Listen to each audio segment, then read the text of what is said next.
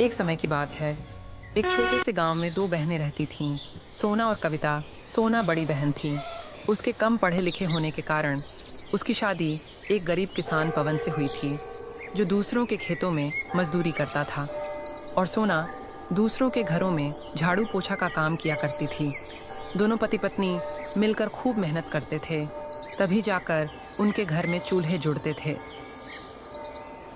वहीं छोटी बहन कविता बहुत सुंदर थी, जिस कारण उसकी शादी एक अमीर व्यापारी अमन से हुई थी। शादी के बाद से ही कविता को अपने रूप और धन का घमंड हो गया था। कविता हमेशा अपनी बड़ी बहन को ताने मारती और नीचा दिखाने का कोई मौका नहीं छोड़ती। जब भी सोना उसके घर जाती, कविता की बातें उसके दिल को छलनी कर देती। एक दिन सोना सुबह सुबह अपने काम पर जा रही थी, तभी उसे रास्ते में उसकी छोटी बहन कविता मिली।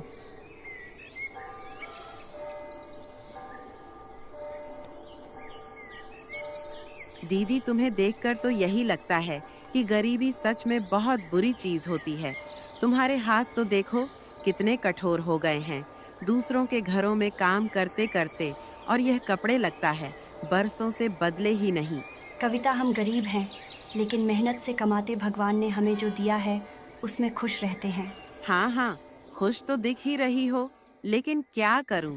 मुझे तो आदत नहीं कि मैं तुम्हारे जैसे गरीबों से ज्यादा बातें करूं। वैसे भी मैं और अमन जी तो शहर के बड़े लोगों के साथ उठते बैठते हैं। तुम्हारी तरह धूल मिट्टी में सने लोग हमारे घर आते भी नहीं। सोना की आंखों में आंसू आ जाते हैं, लेकिन वह कुछ नहीं बोलती। वह जानती है कि कविता अब बदल चुकी है। वह चुपचाप वहां से अपने काम पर चली जाती है।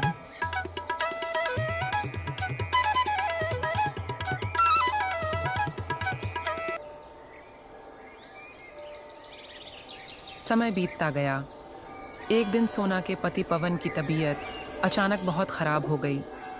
कई दिनों तक इलाज कराने के बाद घर की सारी जमा पूंजी खत्म हो गई। अब सोना के पास खाने तक के पैसे नहीं बचे। रात का समय सोना अपने पति के पास बैठी है, जो खाट पर लेटे कराह रहे हैं। सोना, अब तो लगता है मैं ज्यादा दिन नहीं बचे। हमारे पास तो अब कुछ भी नहीं बचा। बच्चे भी भूखे हैं। नहीं पवन, ऐसा मत कहो। मैं कुछ ना कुछ इंतजाम कर लूंगी। मैं अपनी छोटी बहन से पैसे मांगने जाऊंगी। अगले दिन सोना कविता के घर जाती है। कविता दरवाजे पर खड़ी होती है, जबकि सोना अंदर जाने की इजाज़त मांगती है। ओहो दीदी, क्या बात है? इस बार किस लिए आई हो? ज़रेनिया कविता, पवन, तबीयत बहुत ख़राब है। हमारे पास इलाज के पैसे नहीं बचे। थोड़े पैसे उधार दे दो, हम थोड़े दिनों में चुका देंगे। ओ दीदी, कितनी बुरी बात है। लेकिन अफसोस, अभी तो मेरे पति सारा पैसा लेकर गांव की जमीन खरीदने गए हैं। तुम पहले आती तो शायद कुछ मदद कर पाती। लेकिन कविता, तुमसे थोड़ा बहुत तो मिल ही सकता है। अरे दीदी, अगर मैं हर गरीब रिश्तेदार की मदद करने लगी तो फिर मेरा क्या होगा? सोना आंखों में आंसू आ जाते हैं। वह चुपचाप वहां से लौट जाती है। कविता ने आज तक उसकी कोई मदद नहीं की। एक दिन सोना ने सोचा, कविता ने तो पैसे देने से मना कर दिया। अब मैं क्या करूं? एक काम करती हूं, मैं अपने बड़े भैया के घर जाती हूं। वह मुझे पैसे देने से मना करेंगे। सोना अपने बड़े भाई के घर पैसे मांगने निकल जाती है।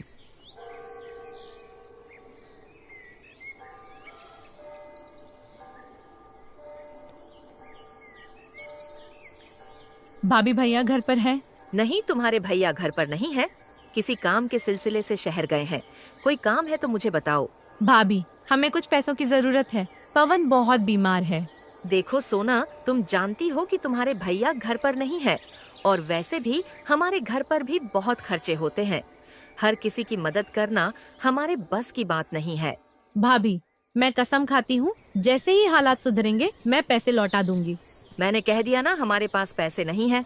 अब और कुछ सुनना है क्या? सोना की आंखों से आंसू टपक पड़ते हैं। वह चुपचाप वहां से चली जाती है और अपने घर के दरवाजे के बाहर बड़ी उदास मन से बैठ जाती है। उसे कुछ समझ नहीं आता कि वह क्या करें। गर्मियों की दोपहर, लू के थपेड़े चल रहे थे। गांव की गलियों में धूल उड़ रही थी। तभी एक बूढ़े साधु बाबा हाथ में भिक्षा पात्र लिए गांव में प्रवेश करते हैं। उनके चेहरे पर तेज था, पर उनकी हालत देख लग रहा था कि वह कई दिनों से भूखे हैं। सबसे पहले वह कविता की हवेली के दरवाजे पर पहुंचते हैं। कुछ भिक्षा दे दो, कई दिनों से भूखा हूँ। चले आते हैं भिखारी, कहीं से भी ये हवेली कोई दान घर नहीं है। साधु फिर निराश होकर वहां से आगे बढ़ जाते हैं। वह धीरे धीरे चलते हुए सोना की झोपड़ी के सामने पहुंचते हैं।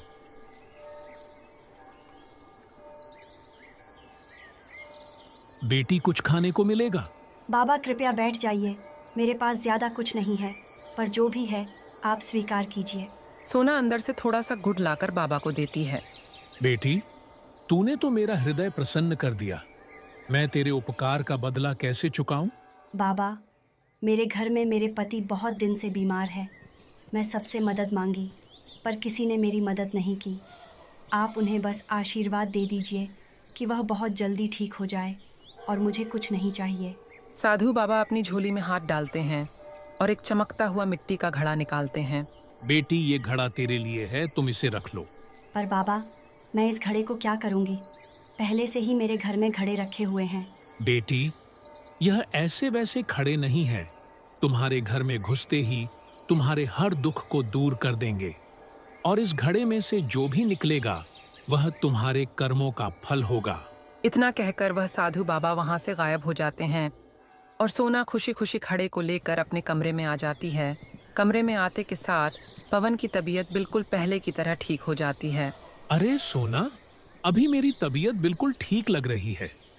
कुछ देर पहले ही मुझे बिस्तर से उठने का बिल्कुल भी मन नहीं कर रहा था। अब देखो, मैं तुम्हारे सामने खड़ा हो गया हूँ। हाँ पवन, तुम बिल्कुल ठीक हो गए हो। अभी एक साधु बाबा आए थे और कह रहे थे, यह घड़ा तुम्हारे घर में घुसते के साथ तुम्हारे कष्ट दूर हो जाएंगे, और इसमें से जो कुछ भी निकलेगा वह तुम्हारे कर्मों का फल होगा। अरे सोना, वाकई में यह खड़े तो जादुई घड़े हैं। हाँ जी, सच में ये जादू घड़े हैं। अब चलो मिलकर इस घड़े को खोलते हैं, देखते हैं इस घड़े में क्या निकलता है। सोना धीरे धीरे घड़े का लाल कपड़े को हटाती है। अचानक उसमें से सोने के सिक्के झरने की तरह गिरने लगते हैं। दोनों अवाक रह जाते हैं। हे भगवान, यह तो किसी वरदान से कम नहीं। ए जी, वह बाबा भगवान के रूप में आए थे। यह देखिए, हमारे कर्मों का फल देकर गए हैं। अब यह सोने के सिक्के से हम कोई अच्छा काम करेंगे। लेकिन सोना बहुत समझदार थी। उसने तुरंत यह फैसला किया कि वह इस धन का उपयोग लापरवाही से नहीं करेगी, बल्कि एक अच्छा व्यापार शुरू करेगी ताकि यह हमेशा बना रहे। हाँ सोना, अभी गर्मी का मौसम है, तो इस मौसम में हम छाछ, नींबू पानी, शरबत बेचने का कारोबार करेंगे। इस मौसम में हमारा कारोबार अच्छा चलेगा। सोना ने कुछ सिक्के लिए और सबसे पहले गांव के एक व्यापारी से अच्छी गुणवत्ता का दूध और छाछ खरीदने के लिए गई।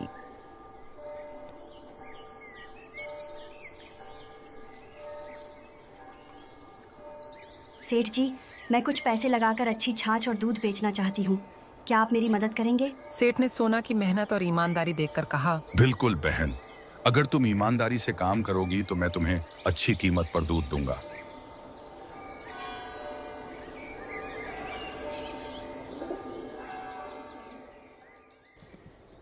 अब सोना ने अपनी छोटी सी दुकान शुरू की। पहले ही दिन उसकी छाछ और लस्सी की बिक्री इतनी ज़्यादा हुई कि वह खुद भी हैरान रह गई। अब सोना का व्यापार चल निकला था। गांव के लोग उसकी मेहनत और ईमानदारी की सराहना करने लगे। लेकिन जब यह खबर उसकी छोटी बहन कविता तक पहुंची तो वह जल भुन गई। कल तो यह मुझसे पैसे की भीख मांगने आई थी, आज अचानक इतना पैसा इसके पास कैसे आ गया जो यह लस्सी का व्यापार शुरू कर दी, और उसका पति पवन भी ठीक हो गया। मुझे इसका पता लगाना ही होगा। सीमा परेशान होकर अपने कमरे में इधर उधर टहल रही थी। फिर वह तुरंत चुपके से सोना के घर के दरवाजे के बाहर खड़ी हो जाती है और उन लोगों की सारी बात सुनने लगती है। ए जी, आज हमारा पहला दिन ही बहुत अच्छी कमाई हुई। यह सब उस साधु बाबा की वजह से हो रहा है। अगर वह साधु बाबा मुझे जादुई घड़ा नहीं देते तो आज हम लोग इस मुकाम तक नहीं होते। हाँ सोना, उस साधु बाबा का एहसान मैं जिंदगी भर नहीं भूलूंगा। आज इसी घड़ा की वजह से मुझे नई जिंदगी मिली है, वरना मैं बहुत दिनों से बीमार था, फिर भी ठीक नहीं हो रहा था। वह साधु बाबा भगवान से कम नहीं है। अच्छा, तो इसका मतलब यह लोग के पास एक साधु बाबा ने जादुई घड़ा देकर गए हैं। एक काम करती हूँ, अभी मैं यह ठहरती हूँ। यह लोग के सो जाने के बाद मैं इस घड़े को चुरा कर ले जाऊंगी। फिर कविता ने पवन और सोना के सो जाने का इंतजार करती है। वे लोग जैसे ही सो जाते हैं, वह तुरंत घर के अंदर जाती है और घड़े को जैसे ही हाथ लगाती है, वे घड़ा उड़कर दीवार में चिपक जाता है और उसमें से गंभीर आवाज आती है। ए मूर्ख, लालची, घमंडी औरत, धन का घमंड करने वाला सदा दुखी रहता है। सच्ची अमीरी ईमानदारी और मेहनत में होती है।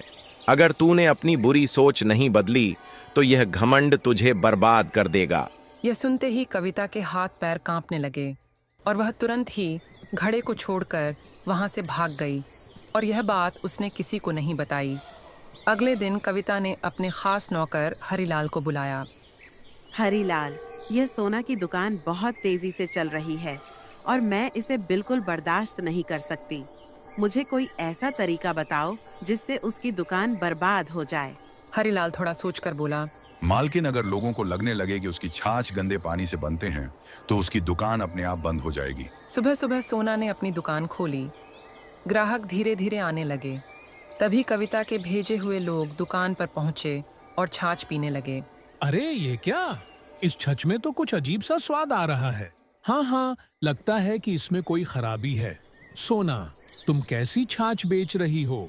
दुकान पर खड़े अन्य ग्राहक चौंक गए। वे भी आपस में कानाफूसी करने लगे।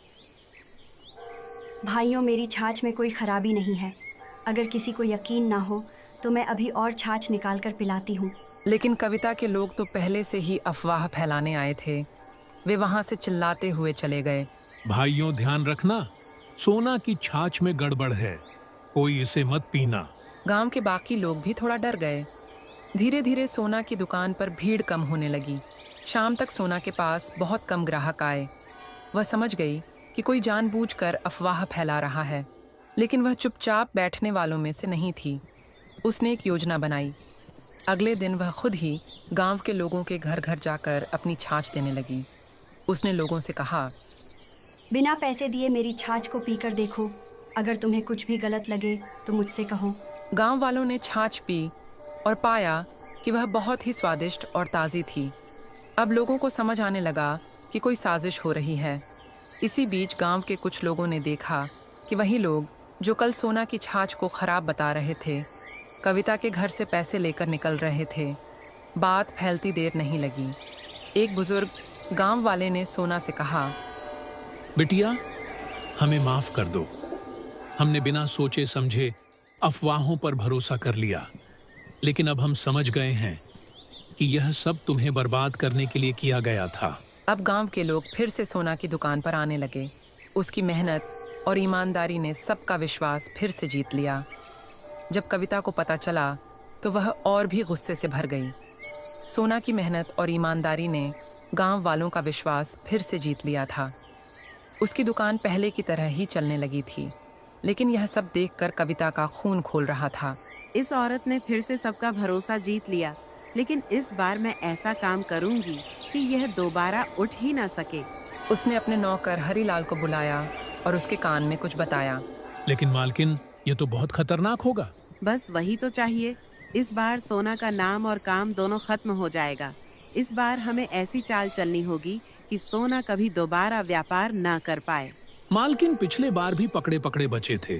अगर इस बार भी कोई हमें देख लिया तो? चुप, इस बार हमें कोई नहीं पकड़ेगा। सुनो तुम दोनों, आज रात को सोना की दुकान में आग लगा दोगे। जब दुकान जलकर राख हो जाएगी तो उसका सारा धंधा खत्म हो जाएगा। लेकिन मालकिन, अगर हमें कोई देख ले? अरे मूर्ख, हम इसे ऐसे अंजाम देंगे कि किसी को शक भी ना हो। तुम दोनों चेहरों को कपड़े से ढककर जाना और आग लगाने के बाद तुरंत भाग आना। कोई सबूत मत छोड़ना। आधी रात का समय था। पूरा गांव सो रहा था। हरिलाल और बबलू अपने चेहरों पर काले कपड़े बांधकर चुपके से सोना की दुकान के पास पहुंचे। बबलू ने दुकान के चारों ओर मिट्टी के तेल छिड़का और फिर हरिलाल ने माचिस जलाई। जैसे ही आग लगी, दुकान धू धू कर जलने लगी। आग की लपट तेज हो गई। आग की रोशनी देखकर कुछ गांव वाले जाग गए और शोर मचाने लगे। अरे, सोना की दुकान जल रही है, जल्दी आओ। गांव वाले दौड़कर आए, लेकिन तब तक बहुत देर हो चुकी थी। हरिलाल और बबलू अंधेरे का फायदा उठाकर भाग निकले। सुबह जब सोना दुकान आई तो उसे राख का ढेर देखकर गहरा आघात पहुंचा। हे भगवान, मेरी मेहनत की कमाई सब जलकर खत्म हो गई। उधर गांव का मुखिया भी वहां पहुंच गया। यह बहुत बड़ा अपराध है। हमें तुरंत पता लगाना होगा कि यह किसकी करतूत है। सोना ने रोना बंद किया और अपने दिमाग से सोचना शुरू किया। उसे यकीन था कि यह कोई दुर्घटना नहीं थी, बल्कि किसी ने जानबूझकर किया है। उसने सबूत ढूंढने की कोशिश की। इधर उधर झांका पर उसे कुछ नहीं मिला। दास होकर घर जाने लगी। तभी उसने देखा कि झाड़ियाँ में एक गमछा और तेल का डब्बा पड़ा है। सोना ने उसे उठाकर मुखिया जी के पास ले गई। गांव में हाहाकार मच गया कि सबूत पकड़ा गया है, किसी की गमछा मिला है। अरे, सबूत मुखिया जी के हाथ मिल गया है। अब वह जल्दी ही पकड़ा जाएगा कि सोना का दुकान में आग किसने लगाया। हाँ, मुझे तो लगता है कि वह तौलिया कविता के नौकर का है। मैं कल उसे ऐसा ही तौलिया लेते हुए देखा था। मुखिया ने सभी नौजवानों को गांव के चौपाल पर बुलाया और कहा, क्या कोई पहचान सकता है कि यह तौलिया किसका है? गांव वाले तौलिए को ध्यान से देखने लगे। अरे, ऐसा ही तौलिया तो मैंने कविता के घर पर देखा था। गांव वाले एक दूसरे की ओर देखने लगे। कविता अब तक शांत खड़ी थी, अचानक घबराने लगी। नहीं, ये मेरा तौलिया नहीं है। मुखिया ने अब मिट्टी का तेल का डब्बा उठाया। उस पर हल्के अक्षरों में कविता स्टोर्स लिखा था। ये वही दुकान थी जहां से सीमा अपने नौकरों के लिए राशन मंगवाती थी। कविता, मिट्टी का तेल का डब्बा तो तुम्हारी दुकान का है। यह यहाँ कैसे आया? मैं क्या जानूं, कोई भी मेरे स्टोर से सामान खरीद सकता है। इधर कविता का पति का व्यापार ठप हो गया था। वह बहुत निराश होकर घर लौट रहा था। वह यह सब चीज़ से बिल्कुल ही अनजान था कि कविता क्या कर रही है। वह आते वक्त देखा कि चौपाल पर भीड़ लगी है। वहाँ पर वह पहुँचा, तभी सभी लोग उसकी तरफ देखते रह गए, क्योंकि वह वही गमछा ले खड़ा था जो मुखिया जी के पास सबूत में मिला था। अब बोलो कविता, अभी भी तुम कुछ बोल सकती हो। तुम्हारा सबूत तुम्हारे सामने आकर खड़ा हो गया। कविता इधर उधर देखा, लेकिन कोई रास्ता नहीं बचा था। गांव वाले भी अब उसे घूर रहे थे। वह घबराहट में बड़बड़ाने लगी। मुझे माफ कर दीजिए मुखिया जी, मैं ही यह सब करवाया था, क्योंकि मैं नहीं चाहती थी कि सोना मुझसे ज्यादा अमीर बन सके। कविता, तुम्हारी जलन और घमंड ने तुम्हें अपराधी बना दिया। तुम्हारी सजा यही है कि तुम्हें गांव छोड़कर जाना होगा और तुम्हारी संपत्ति से सोना की दुकान फिर से बनाई जाएगी। मुखिया जी, मैं अपनी बहन को सजा नहीं देना चाहती। उसने जो किया वह उसके अपने कर्मों का फल है। मैं बस यही चाहती हूँ कि अब वह सुधर जाए। ठीक है, तुम्हारी जैसी मर्जी सोना। कविता की आंखों में आंसू आ गए। उसे अपनी गलती का एहसास हो चुका था। दीदी, मुझे माफ कर दो। मैंने जलन में अंधी होकर तुम्हारे साथ बहुत बुरा किया। अब मैं कुछ भी करने को तैयार हूँ। बस मुझे अपनी बहन बना रहने दो। सोना ने अपनी बहन को गले लगा लिया। गांव वालों को सोना की दरिया दिली देखकर बहुत अच्छा लगा। अब कविता अपनी गलती का एहसास हो चुका था। सोना ने उसे अपने कारोबार में काम करने का मौका दिया।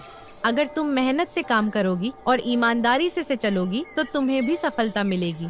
लेकिन अगर फिर से कोई चालाकी की तो मैं तुम्हें कभी माफ नहीं करूंगी। कविता ने शर्मिंदगी से सर हिला दिया और फिर दोनों बहनें खुशी खुशी अपने कारोबार में लग गईं। यह कहानी हमें सिखाती है कि मेहनत और ईमानदारी ही असली सफलता की कुंजी होती है। जलन और धोखा हमेशा बुरे परिणाम लाता है।